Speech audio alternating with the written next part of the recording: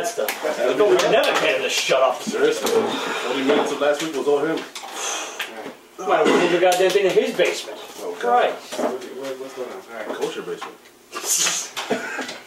What's up, everybody? Welcome to week 11 of Pete's Basement. We got a few new guests with us today. Got my buddy Pete over here. What's up? He's taking Adam's place, who can unfortunately not make it today. And we got a new cameraman. Go check his name out in the credits. My good buddy Mikhail Vance. And well, let's get started. Danny, welcome back again. Alright. War is Hell by Garth Ennis and Howard Chaykin. I hope I said that name right.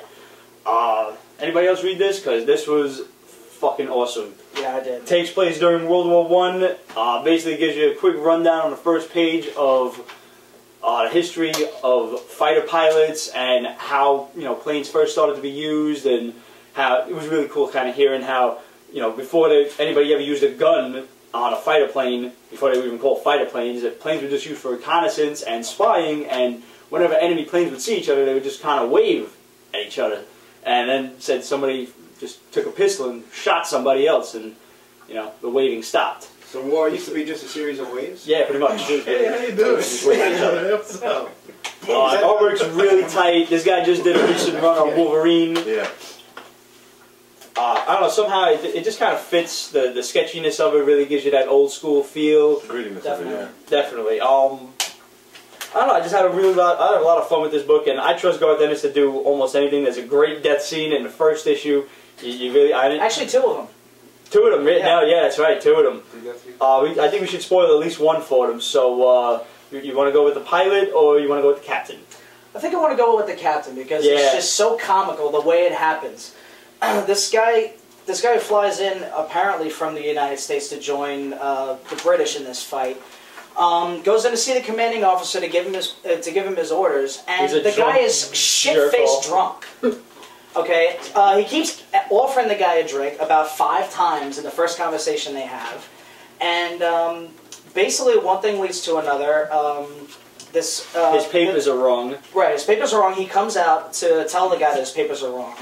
They're already getting ready to take a training flight, and before the guy knows it, one of the plane's propellers, he gets too close to it and chops him up. Runs right into it. And you know Garth Ennis, man, he just writes it, and the artist does a great 3/4 splash page, runs right into the propeller. Who hasn't done that? Nothing but blood.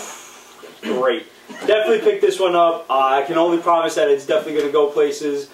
And, you know, speaking of war, let's go back into basically one of my favorite books going on right now is Captain America. Absolutely, hands down, one of the best books out there right now. Cap 36 is following Bucky's stint in the red, white, and blue. And, you know, if he keeps up going the way he's going, it's going to be pretty short-lived. Yeah. I thought it was really great watching him get his ass kicked in this issue. Seriously. He got shot several times. And, you know, he got fucking blasted by the Serpent Crime. Who are they? Who are those guys? The Serpent Queen? Yeah, Serpent Society. The Serpent Society, thank you. I get them guys confused with, Crossbow shot him in the back. He was like, oh man, thank God my suit's bulletproof. And that was awesome. He basically ran into a bunch of enemies, way too headstrong, way too overconfident, and he got his ass kicked. Now the Crossbones, did he have special powers? Or was he just I don't know. Crossbones got lit up about 4 times, a couple of them in the chest. He shot like right in the chest. Black Widow was like, oh, he's still alive. Well, you got to think about it. 50 Cent was shot 9 times, and he's still alive. He could have got shot 9 times in the foot, though.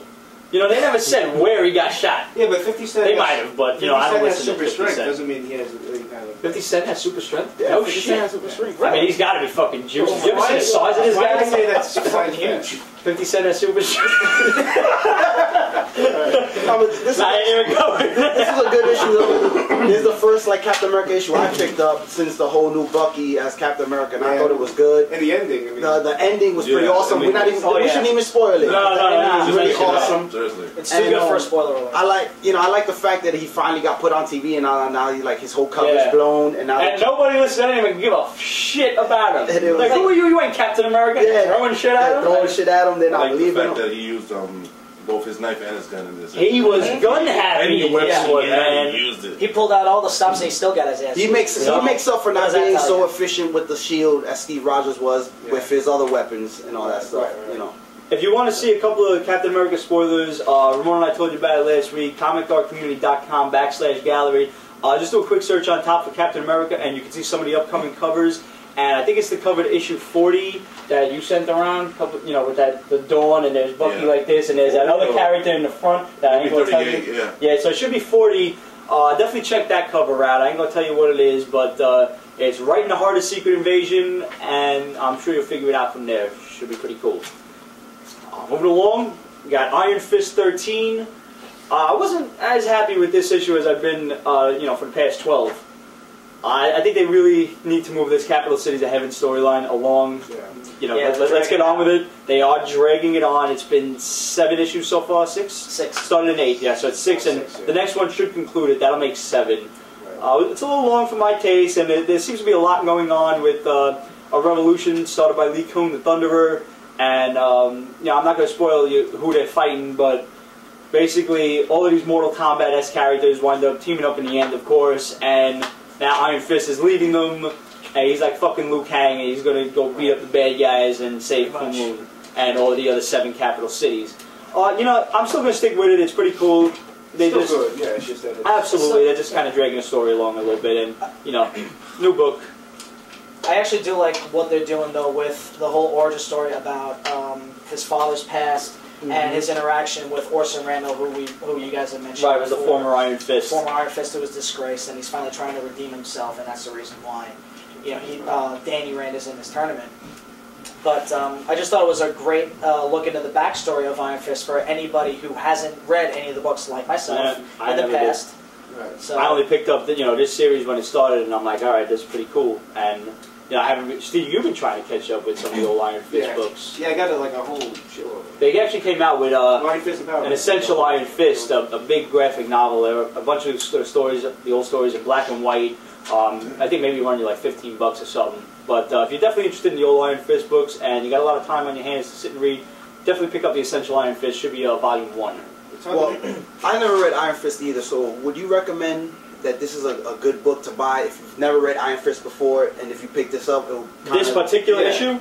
No. Not this particular issue, but this particular this series, story. Absolutely, definitely, 100%. Definitely get a hold of the first trade. You could skip issue 7. There was really nothing to it. It's just a backstory of this old Chinese woman who was an Iron Fist, and then it picks up again in issue 8 with the 7 capital cities of heaven story. So it's definitely worth picking up. Even if you don't know shit about Iron Fist, they'll basically fill you in with everything you need to know as you go along. There you go. You heard that. You heard it here first. Speaking of new books, Thor #7. Now they've been hyping this shit for a while now. Oh, it's coming out slow. It's horrible. You know what? I didn't mind this issue so much. I mean, it's definitely starting off slow. There's really no major conflict going on. No. Thor's running around and he's trying to save all of the Asgardians who were, you know, they didn't know who they were. They were in human form, and he had to go awaken their spirits or something.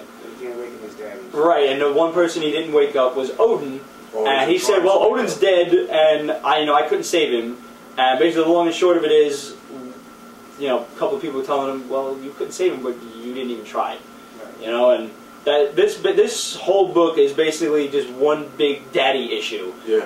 Oh yeah. You know, there's no conflict. It's just him and his father talking, and his father basically tells him, you know, this is what had to come to pass. This is your kind of step into manhood. You have surpassed me, and I would have done the same thing to you. I would have left your ass dead, and I would have been king.